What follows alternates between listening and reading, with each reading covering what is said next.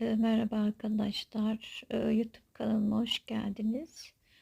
Kanalımın adı Sevim'in Örgü Evi YouTube kanalı. Kapşonlu bir hırka sipariş almıştım.